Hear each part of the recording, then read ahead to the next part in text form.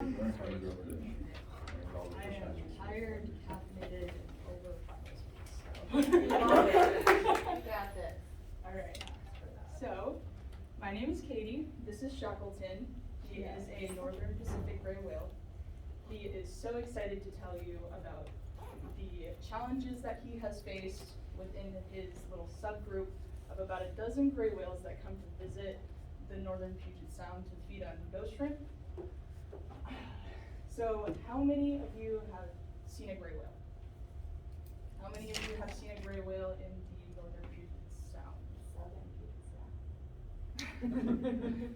How many of you have, or how many of you knew that these whales only visit the Puget Sound on a yearly basis, and this has only been going on for the past 30 years? Okay, cool. All right.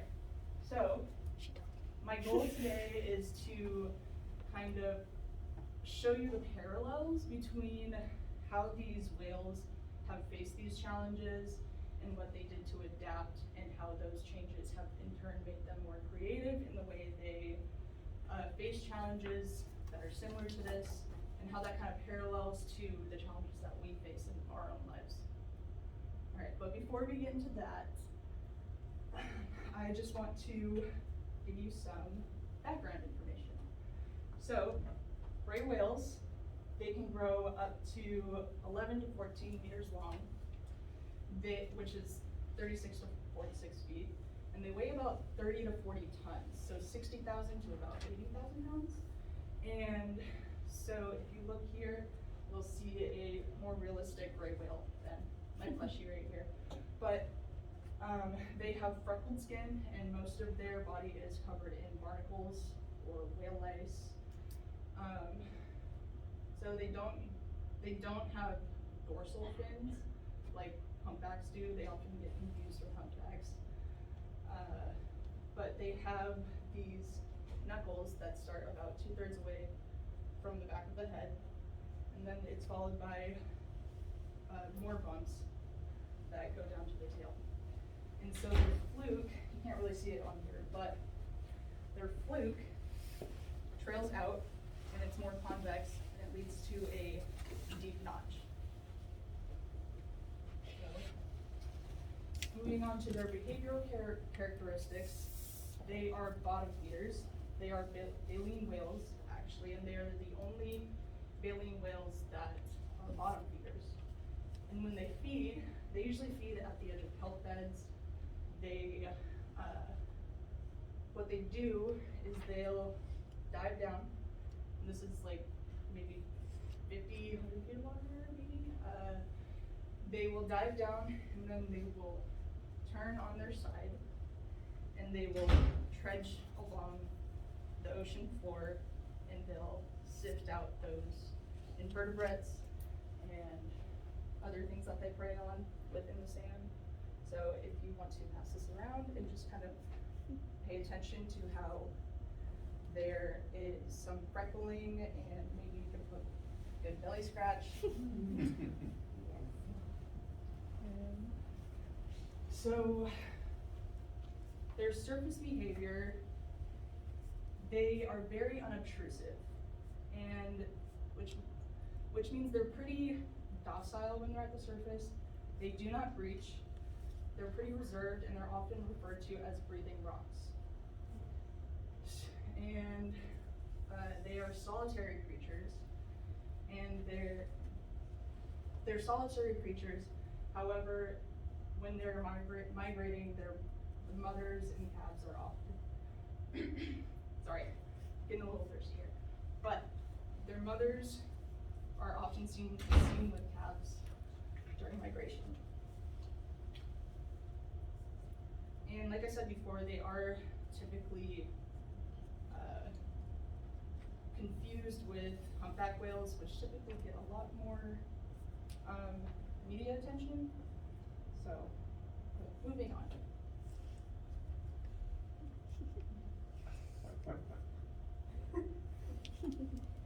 So apparently, Shackleton over there threw some fingers last night, and hacked into my computer and just decided to throw that in, so.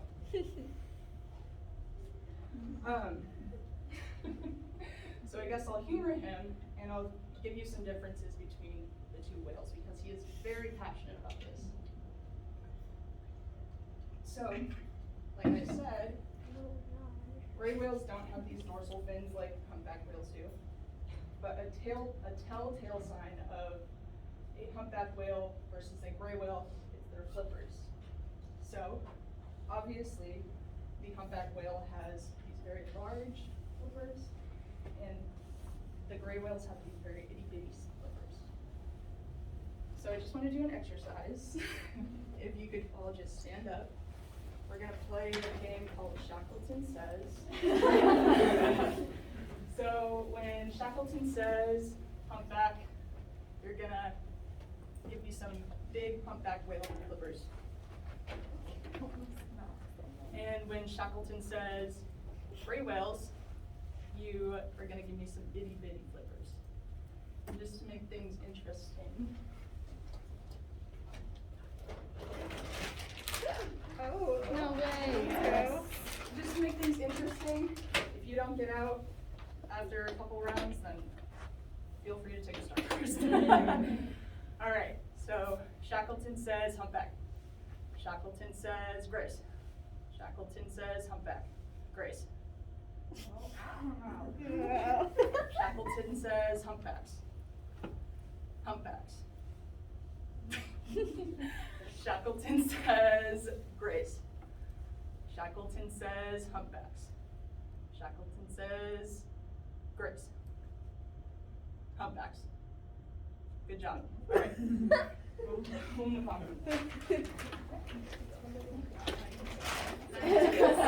All of you can partake in the starters. I love how I got out immediately. To be fair, like I never played it. So I want to talk about their natural history for a bit. So there are two populations of gray whales. There are Eastern Pacific gray whales, which are the ones that I'm talking about today. And there are Western Pacific gray whales that reside along the east coast of Asia. Now, both of these populations were hunted to near extinction in the early 20th century, but the eastern population of gray whales, the ones that I'm talking about, they dwindled down to about maybe a couple hundred individuals from around 20,000. But in the 1960s, there was a law passed, an international law, that protects these animals. So since then, they have rebounded amazingly. They rebounded from just a couple hundred animals to 20,000 animals, which is crazy. Probably even more than 20,000. Name a better comeback story. So,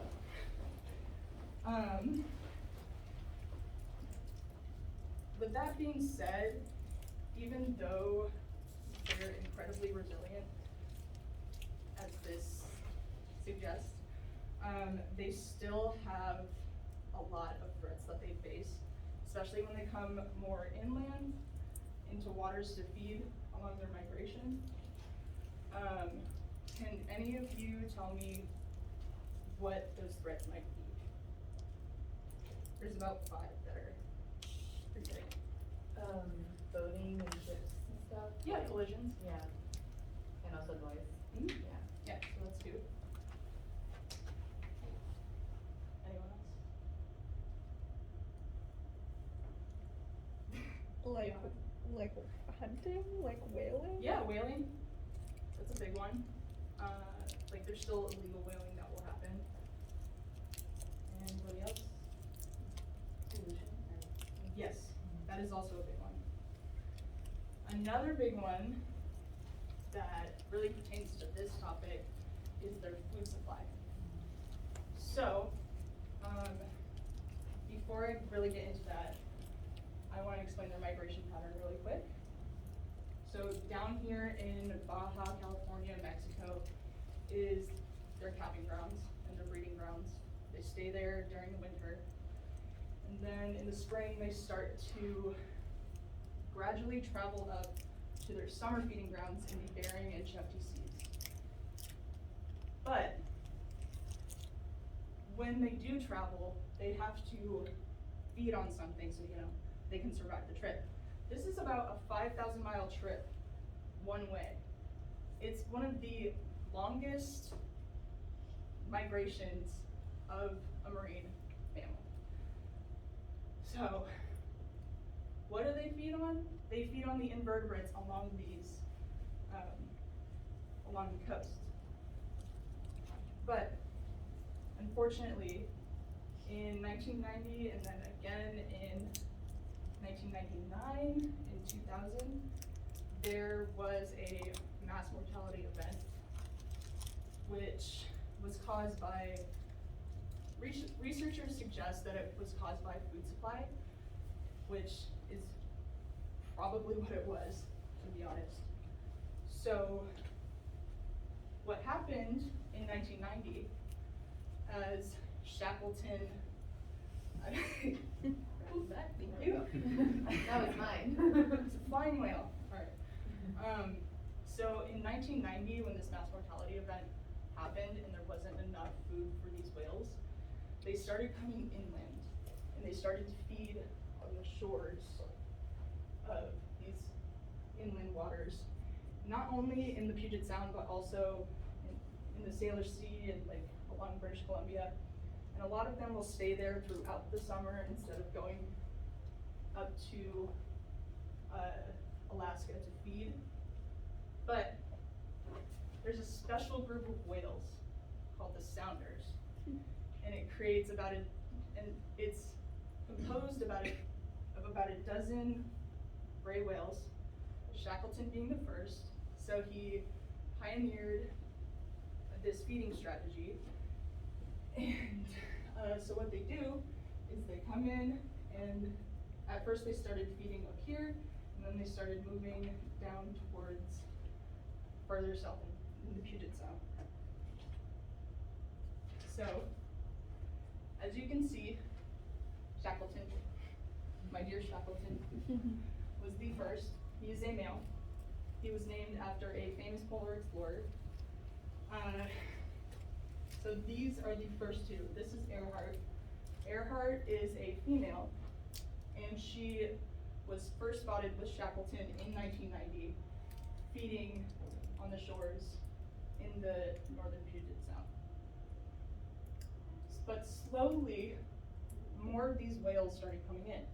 As you can see by this data, they slowly started coming in. So they started following all these other whales that started coming into Puget Sound.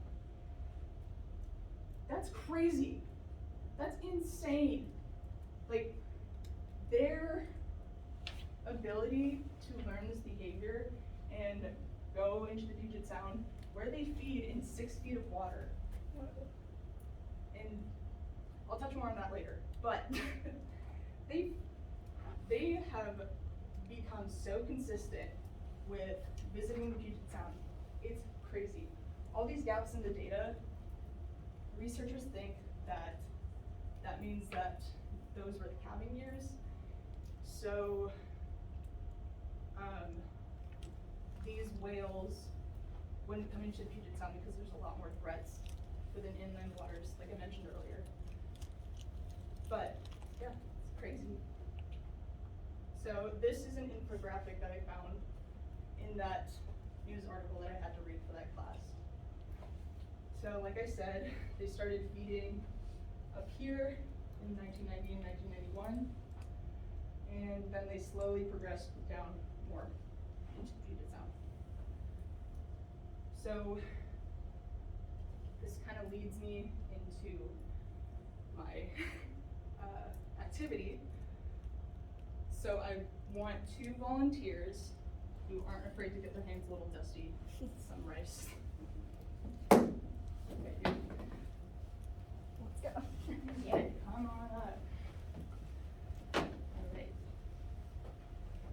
So,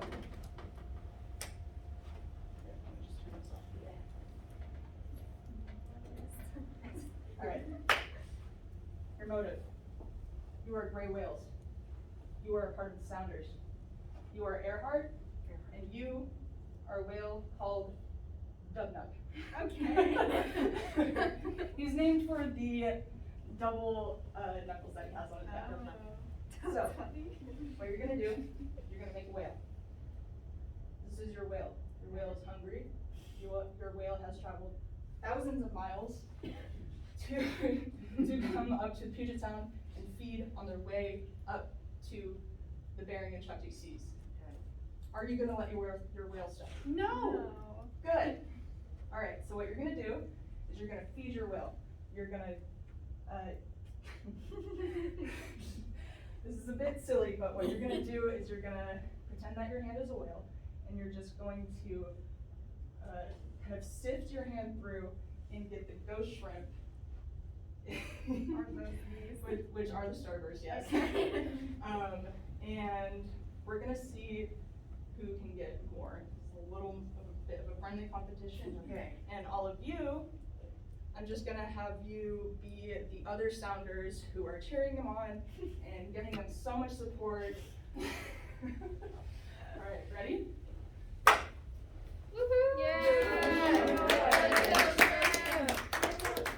Feed your whale. Give the shrimp Feed cocktail. the whales. Rice is gonna get everywhere. Tomato I brought it. rice. Woohoo. Chipino. Oh, Whoa. Dig deep, there's a lot in there. okay. Let's go. Wow. No starving this time. Vacuum, yeah, we're fine. So notice how the gray whales, the hand whales, are making some divots in the sand for the rice. I will talk about that later, but that is a very important thing that I want you to pay attention to. Oh, you got a juicy one. Okay, Yeah. good for you. Thank you. Very excited. Whoa, Whoa. ah, oh, okay, okay. So fun. Oh my gosh. Don't, I can't see how many you have, I don't know how I'm doing. Grab as many as you can. Gotta sift them out like you're a gray whale. Be the whale. Be the whale, be the whale. Your heart's gonna, no. Give them some encouragement. Yeah. Alright. And hands up. No! Good job. Nice. Thank you. Okay. Just at a general look. Yeah. A lot, Alright. yes. Earhart takes the win. Yeah. Good for Earhart. And Dubnub. Dubnub was a great competition. Alright, Dubnub. We're gonna make you put these. You can just leave them there, right? Okay. If you want to. Yeah. Yeah, exactly. The best Dubnub there ever is. Thank you. I think the real one is. So, I forgot to mention, this, just pretend that this was in like 6 feet of water. So, what they were feeding on are these little ghost shrimp. They are very abundant in Puget Sound. That is why the gray whales come here to feed. So, this is a picture of a gray whale feeding in those shallows off of the Snohomish Delta. That's crazy! Look how close he is to the shore. Oh my goodness. Okay, so when they feed, like I said before, they have these divots that are made. I don't know if you can see it from over there, but those are feeding pits. And what happens when those feeding pits are created by the whales, all the invertebrates that were underneath that sand, obviously they're excavated, but the ones that are left, it leaves room for a secondary succession to come over. Do you know what I'm talking about? Yeah? So, other invertebrates will come and occupy it, and scavengers will come and occupy it and start to feed off of what's left. And this doesn't destroy the ecosystem here. I know it may look like it might, but it only affects a very small area at a time, so it's not destroying the environment. And this is just a link to a YouTube video that I wanted to show you.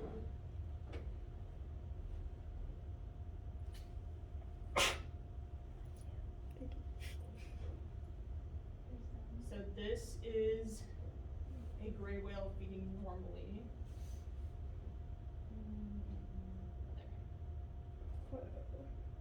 So this isn't like a 3 feet apart.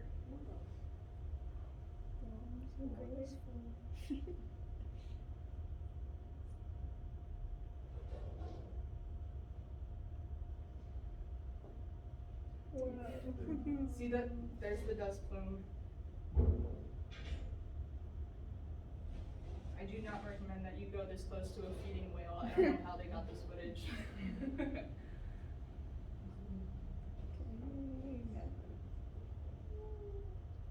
Dude, Earth is whack. Whoa. So.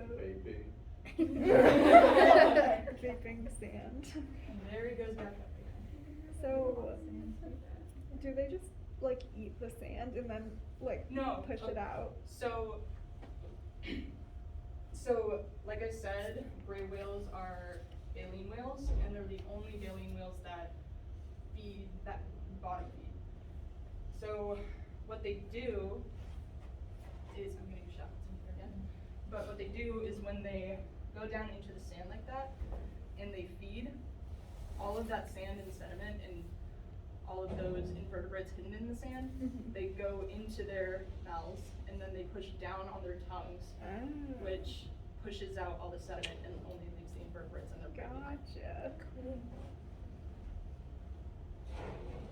So are baleen whales filter feeders? technically? Yes, Okay. technically, yes. Yeah, I don't know where I was going. Yeah, they are.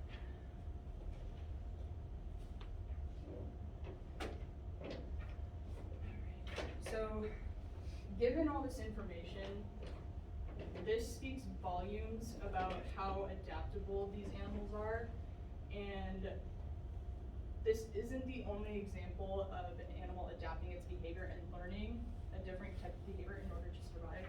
Like, you know, there's monkeys and apes that will create tools to get their food, all sorts of things like that. So, the next section, I wanted to open it up. So what I want you to do is think about a time when you had to face a challenge, and what was the creative solution that you came up with, and how has it made you more resilient? Does everybody have a pencil?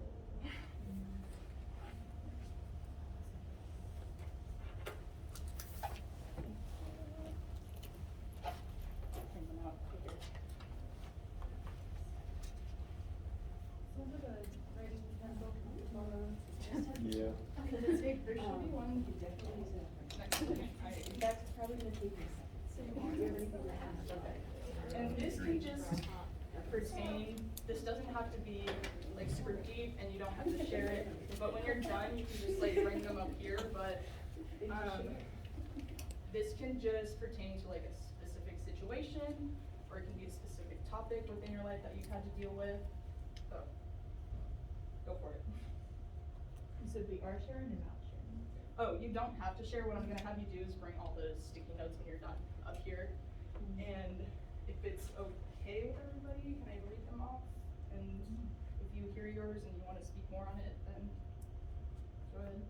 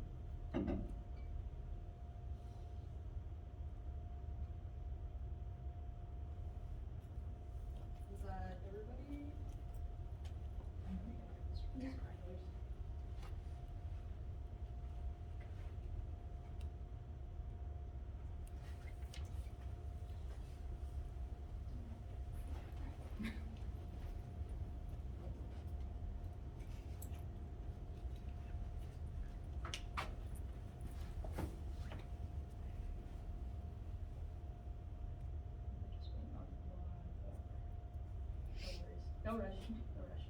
I'm just gonna say mine. Okay, 'cause that's fine. Yeah. Okay. Alright. Good. You guys made this so easy to read. Alright, so I'm gonna start with sharing my own personal experience. This is a little bit of a touchy subject, but I do feel comfortable sharing it with you guys. So about 3 weeks ago, my mother was hospitalized with leukemia. And it's a very, very hard thing that I'm going through right now. I'm learning, sorry. Every time I talk about it, I get a little choked up, but, it's a very, very difficult thing that I'm dealing with right now. And one of the, I guess, coping mechanisms or resources that I go to is I've been meditating a lot more within the last 3 weeks. I've been doing a lot more yoga. I've been stress eating, but that's not a healthy one. But one of the resources that I can use is my family, my dad, my sister, just having them there to talk each other through it. And I think later in life, this will help me be a little more resilient with topics like this. And it can really help me understand what people are going through with this situation. So yeah, that's something that I've been going through. And thank you for listening. But Can I say really quick that I'm really proud of you for taking care of yourself, because that is often the hardest first step to take, so really do it nice. all. Thank you. Alright, so I'll just start with the stuff on here. Father's death, drug-induced psychosis, living in tiny leaking room, rat infestation in house. I can't read that last word. Lonely for 4 years. I don't know whose that was, but if you want to talk about it, you can feel free to speak up. Or not. This next one, immobilized when recovering from surgeries.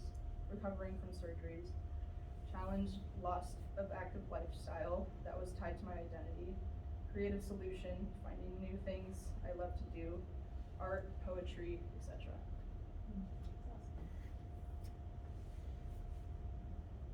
Buses are breaking down / bus accidents on Seattle Metro on the way to high school. Having to walk or take a ferry instead. Learn to always have another way to get around. That's a good one. I definitely learned how to use the bus system when I first came up to Western, and even though I've never had to do that before.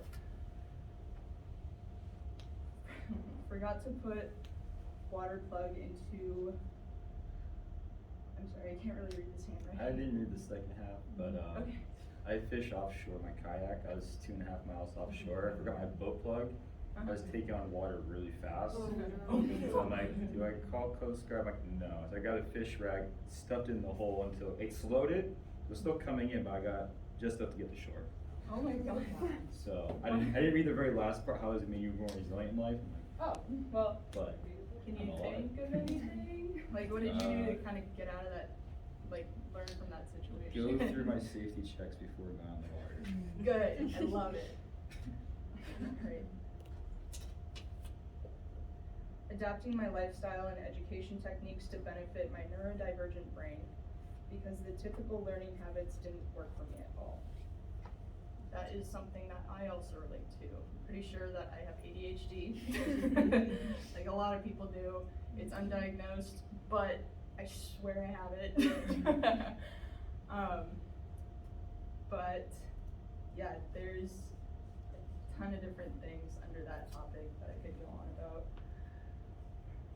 COVID. The school will help you find out if you have ADHD. Yeah, I've been They looking into that. diagnosed me freshman year. Yeah. Yay. Alright. COVID plus moving back home after being in college, plus being on my own, working with my family to figure out dynamics again.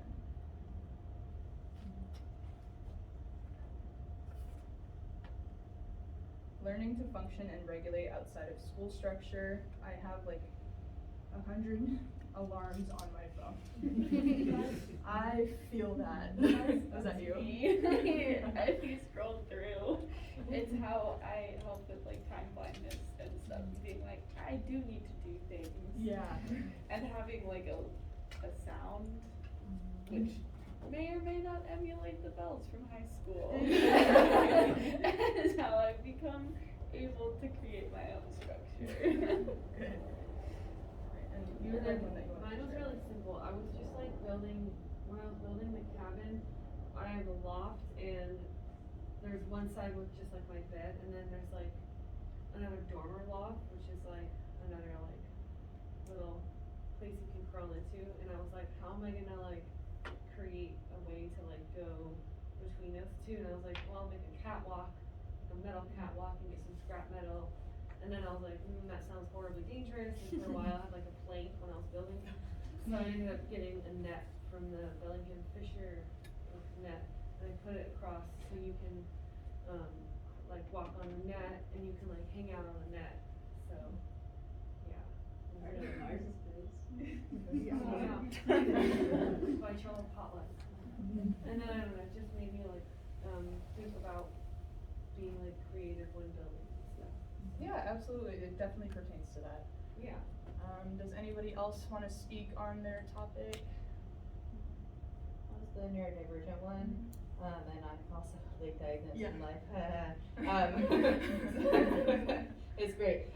But yeah, just like it's like learning that and then like immersing myself in like the online community. And suddenly it's like giving me a lot more compassion for myself, and it's helped me realize like, oh, if I do a crafting class, like I've been doing that for years, but it's like actually very crucial for that, or like finding like what sensory input is really great for music, and then setting up my whole room, like get rid of the desk, have like a temporary, like I got like a piece of plywood that I can put anything onto, and I can just move that around as my portable desk. And so like just shifting things to being like, you don't have to do it in the way that like you're told you should. You can set up your space in your life in a very different way. Yes, I completely understand that because I have a lot of the same tactics. But yeah, it's just one of those things that you have to really put yourself in. Like with my situation right now, sometimes you have to walk through the fire to really get where you need to be. And that's something that I really wanted to drive home with the story about the Sounders, is because they adapted their behavior when in the face of challenge. They kind of walked through the fire, so to speak. And something that I forgot to mention earlier is when they showed up to the Puget Sound, or when they started showing up, they were so skinny that their ribs were showing. So they were not in good condition, and whales need blubber in order to survive. Kind of like the way we need support and coping mechanisms and ways to find solutions in order to grow and progress ourselves through life.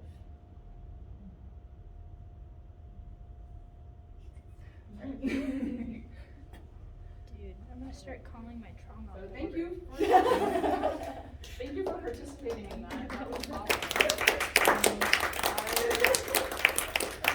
That was very therapeutic for me, that last part. I feel the support in the room, even though a lot of you didn't say anything, I could feel it. Thank you very much. I will leave you with a quote from Amelia Earhart, like the whale that I was talking about. Decide whether or not the goal is worth the risks involved. If it is, stop worrying. Queen. Thank you.